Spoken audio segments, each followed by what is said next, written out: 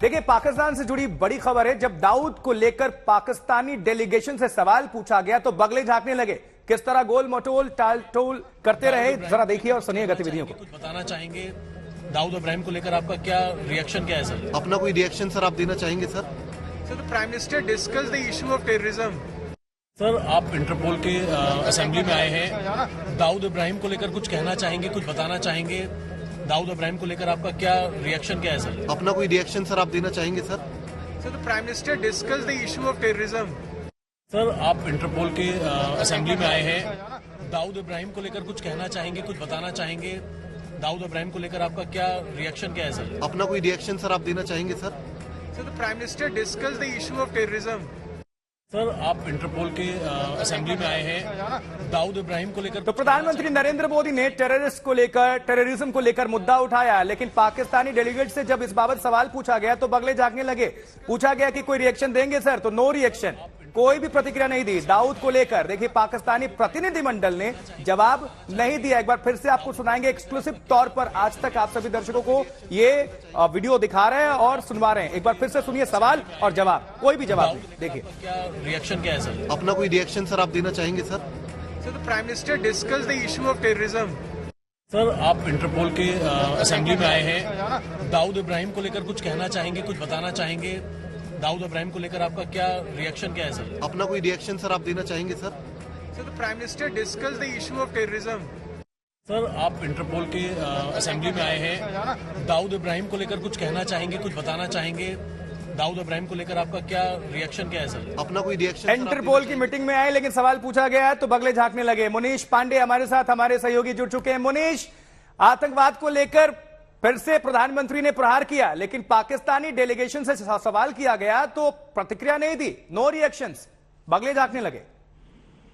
जी बिल्कुल, देखिए इंटरपोल की जनरल असेंबली है जो कि इस बार नई दिल्ली में हो रही है और इसमें 195 देशों में से 135 देशों ने पार्टिसिपेट किया है। जो पाकिस्तान का डेलीगेशन है, आज सुबह ही उनके 3 अधिकारी आज सुबह नई दिल्ली पहुंचे इस जनरल असेंबली में हिस्सा लेने के लिए। जब वहां पर प्रधानमंत्री नरेंद्र मोदी ने सबसे पहले अपना भाषण दिया और उसमें साफ तौर पे उन्होंने आतंकवाद के ऊपर प्रहार किया कि किस तरीके से अगर पूरी दुनिया को सुरक्षित बनाना है तो सभी देशों को साथ में आना होगा और उसके बाद ही देश, पूरी दुनिया जो है वो लोगों के लिए सुरक्षित बन सकती है। उसी के बाद जब हम लोगों ने सवाल किया पाकिस्तान के डेलीगेशन से कि दाऊद इब्राहिम के बारे में उनको क्या कहना है, क्या उनकी आतंकवाद को लेकर प्रतिक्रिया है, इस पर उन्होंने कुछ भी बोलने से मना कर दिया। तो कहीं ना कहीं पाकिस्तान, जिसके ऊपर लगातार आरोप लगता रहा है, अभी हाल ही में जो अमेरिका के राष्ट्रपति हैं उन्होंने भी पाकिस्तान की आतंकवाद को लेकर बड़ा प्रहार किया हुआ था, वही पाकिस्तान डेलीगेशन के ऊपर एक बार फिर से जब आतंकवाद या फिर दाऊद इब्राहिम को लेकर सवाल किया गया तो उन्होंने अपनी चुप्पी साझी रखी, कोई भी जवाब देने से मना कर दिया। एफएटीए को लेकर भी ग्रे लिस्ट में है और निकलने की कोशिश करते हैं, लेकिन ऐसे कैसे आएंगे और कैसे निकलेंगे बाहर जब सवाल का सामना नहीं करेंगे, कोई जवाब नहीं देंगे, वो भी दाऊद इब्राहिम को लेकर, और वो भी तब जब भारतीय प्रधानमंत्री अभी आतंकवाद को लेकर करारा प्रहार किया उन्होंने, और अमेरिकी प्रेसिडेंट जो बाइडेन ने भी पाकिस्तान को बगले झांकने पर मजबूर कर दिया। एक और सवाल और नो रिएक्शन। मुनीश, इसको किस तरह से लिया जा रहा है? जी बिल्कुल, देखिए पाकिस्तान की छवि ना सिर्फ एशिया में बल्कि उसके अलावा पूरी दुनिया के पटल पर साफ हो चुकी है कि आतंकवाद को बढ़ावा देने में पाकिस्तान का एक बड़ा हाथ रहा है। कई आतंकी संगठन जो हैं आज की तारीख में भी पाकिस्तान में सक्रिय हैं और समय समय पर ना सिर्फ हिंदुस्तान बल्कि दुनिया के कई कोनों में अगर आतंकी हमला होता है तो उससे पाकिस्तान के तार जरूर जुड़ते हैं। कोई न कोई शख्स पाकिस्तान से ही निकलता है और आतंकी संगठन पाकिस्तान से जुड़ा होता है जो कि उस आतंकी घटना के पीछे होता है। इंटरपोल की अगर बात करें तो इंटरपोल का सबसे बड़ा मकसद ये होता है कि किसी भी तरीके से जो आतंकवाद है पूरी दुनिया से उसको खत्म किया जाना चाहिए और उसमें सभी देशों का सहयोग होता है। इसके लिए पूरी दुनिया में जितने भी देश हैं सभी इसके मेंबर्स हैं और उसी में बिल्कुल। मुनीश, आप हमारे साथ बने रहे, एक बार दर्शकों को हम फिर से सुनवा देते हैं कि किस तरह से जो आप और आपकी टीम ने जो सवाल पूछा उस पर क्या प्रतिक्रिया थी। नो रिएक्शन, फिर से सुनिए जरा। लेकर आपका क्या रिएक्शन क्या है सर? अपना कोई रिएक्शन सर आप देना चाहेंगे sir? So the Prime Minister discussed the issue of terrorism. Sir, आप इंटरपोल के असेंबली में आए हैं, दाऊद इब्राहिम को लेकर कुछ कहना चाहेंगे, कुछ बताना चाहेंगे? दाऊद इब्राहिम को लेकर आपका क्या रिएक्शन? छोटा सा आप सुन लें, उसके बाद आपकी मर्जी होगी देना ना देना। क्या ये प्रोसेस एक्स्ट्राडिशन का बढ़ेगा भारत के साथ? दाऊद इब्राहिम को आप इंडिया को सौंपेंगे? Excellency, Hafiz Saeed and Dawood Ibrahim most wanted है इंडिया में। क्या आप भारत को सौंपेंगे? तो हाफिज सईद और दाऊद इब्राहिम का नाम लेते ही सुनते ही सांसें फूलने लगी पाकिस्तानी डेलीगेशन की। मुनीश पांडे, किस तरह से आपने जब सवाल किया वहां पर, पाकिस्तानी डेलीगेट्स तो बिल्कुल एकदम लग रहा था जैसे माथे पे पसीना आ जाएगा, उन्होंने तो कुछ बोलते ही उनकी बंद हो गई। जी देखिए, उन्होंने पहले ही अंदाज लगा के रखा था कि कहीं ना कहीं इस मुद्दे पर उन्हें घेरा जा सकता है और इसी के लिए आखिरी मौके तक ये तय नहीं था कि पाकिस्तान का डेलीगेशन हिंदुस्तान आएगा या नहीं आएगा। आज सुबह वाघा बॉर्डर से वो हिंदुस्तान में आए, इसमें जरूर उन्होंने हिस्सा लिया, लेकिन सबसे दिलचस्प बात यह थी कि जब सभी देशों को बोला गया कि अब इनॉग्रल सेशन होने वाला है, प्रधानमंत्री नरेंद्र मोदी आने वाले हैं, सभी देशों को बोला गया कि आप अपनी जगह पर जाकर बैठ जाइए, लेकिन पाकिस्तान उसमें सबसे आखिरी में था बैठने वाला। उनको पता था कि कहीं न कहीं जो भारतीय जर्नलिस्ट हैं, मीडिया कर्मी हैं, उनसे दाऊद इब्राहिम को लेकर सवाल कर सकते हैं, उनके मन में जरूर से था। और जब ये सवाल किया गया तो जैसा हमने उम्मीद किया हुआ था उसी तरीके का रिएक्शन, क्योंकि कोई भी अभी तक इस तरह का रिएक्शन पाकिस्तान ने कभी नहीं दिया है, चाहे वो दाऊद इब्राहिम को लेकर हो जाए या फिर उनके आतंकी संगठन को लेकर हो जाए, हाफिज सईद को लेकर हो जाए।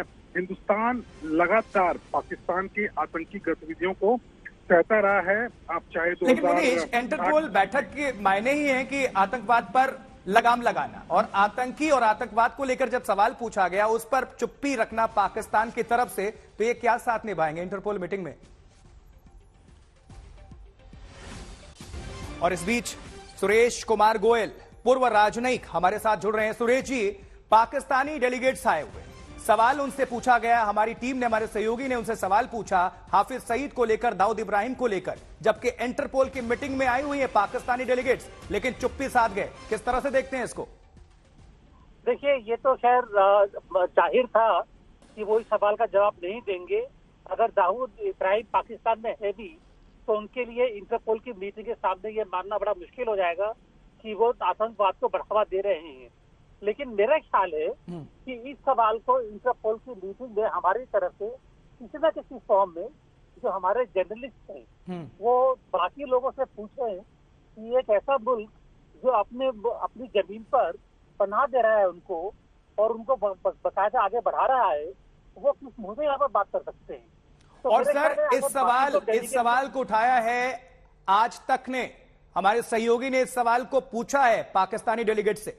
सुरेश जी, और मैं ये कहूंगा कि ये सवाल ये जो बाकी जो डेलीगेट्स हैं उनसे भी करना चाहिए कि ऐसी मीटिंग में, इंटरपोल की मीटिंग में, जो ऐसे मुल्क जो आतंकवाद को पनाह दे रहा है वो कैसे आ सकता है मीटिंग अटेंड करने के लिए। सवाल उठना चाहिए मीटिंग में और ओपन पब्लिक फोरम में भी।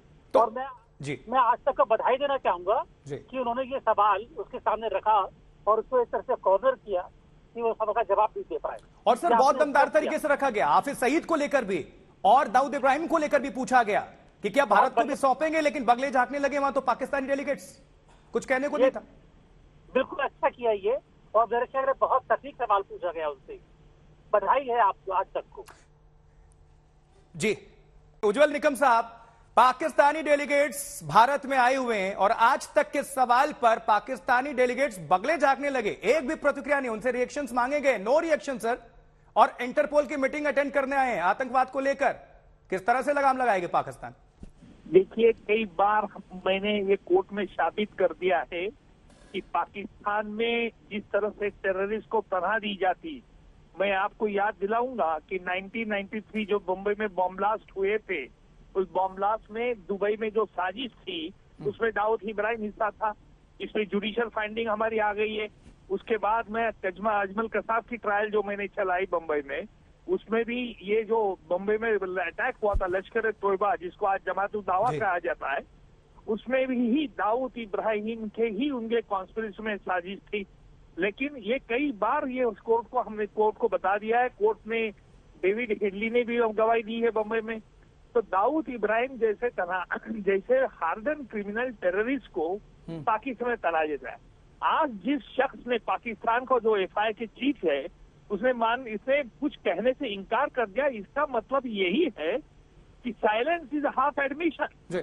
और जब मैं आपको याद दिलाऊं, कई साल पहले जब परवेज मुशर्रफ आगरा में आए थे तो परवेज मुशर्रफ को भी ये सवाल किया गया था दाऊद इब्राहिम, परवेज मुशर्रफ ने तो कहा था कि भाई कौन दाऊद इब्राहिम, कहा पाकिस्तान में। सर आपको तो लगता नहीं है की कि बात। कोई जो देश आतंकवाद का पनाहगार हो सबसे बड़ा, अमेरिका तक भी कहता है, भारत कहता है, सभी कहते हैं, और वो आतंकवाद को लेकर कैसे बोल सकता है? वही तो है। और सबसे बड़ी बात सर, तमाम मीडिया हाउसेस थे भारत के तमाम, लेकिन आज तक ने यह कदम उठाया और सबसे पहले सटीक तौर पर उनसे सवाल पूछा गया।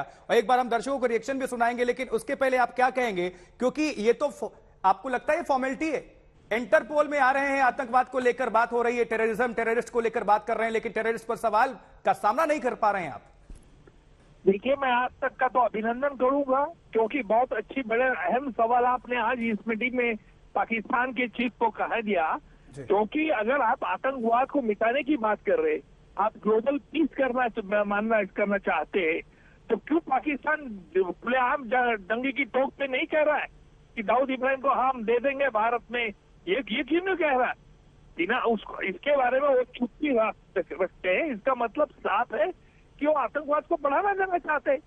ये पाकिस्तान का ढोंग है पूरी तरह से। जी, एक बार उज्जवल निकम साहब आप हमारे साथ बने रहे और वो रिएक्शन आपको भी हम सुनवाते हैं, किस तरह से सवाल पूछा गया सटीक तौर पर और क्या था रिएक्शन। देखिए जरा, ठंडा रिएक्शन, नो रिएक्शन सर। उनसे पूछा गया, कुछ बोलते नहीं बना, झांकने लगे, माथे पे पसीना और शिकन। सुनिए, दर्शकों को एक बार फिर से सुनवाते हैं, आप भी सुने। जनाब, एक सवाल है, क्या नहीं, एक छोटा सा, मतलब आप सुन लें, उसके बाद आपकी मर्जी होगी देना ना देना। क्या ये प्रोसेस एक्स्ट्राडिशन का बढ़ेगा भारत के साथ? दाऊद इब्राहिम को आप इंडिया को सौंपेंगे? Excellency, Hafiz Saeed and Dawood Ibrahim most wanted है इंडिया में। क्या आप भारत को सौंपेंगे? लेकर आपका क्या? उंगली सीधे जबान पर इशारा भी उन्होंने किया, नहीं बोलूंगा। और पूछा गया, योर एक्सेलेंसी, क्या हाफिज सईद को, दाऊद इब्राहिम को आप इंडिया को सौंपेंगे क्योंकि मोस्ट वांटेड हैं? उज्जवल निकम साहब, कुछ कहने को बचता है क्या?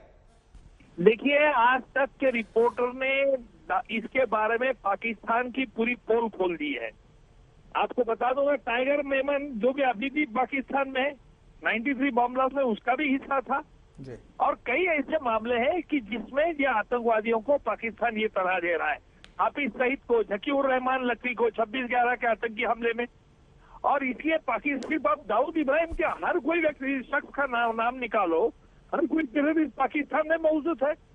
कराची में वो बैठ रहे, उनके खिलाफ कुछ एक्शन नहीं, हाफिज सईद को अरेस्ट नहीं करते। झकीउर रहमान लकवी जो LAT का लश्कर कमांडर है, उसके बारे में कोई एक्शन नहीं है।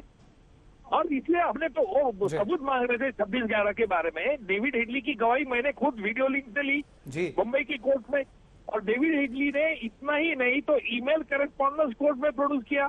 ISI की साठगांठ किस तरह से ये लश्कर तोयबा से जुड़ी है। ठीक है, उज्जवल निकम, देश के जाने माने मशहूर वकील, हमसे बातचीत कर रहे थे, अपना पक्ष रखते। बहुत बहुत शुक्रिया।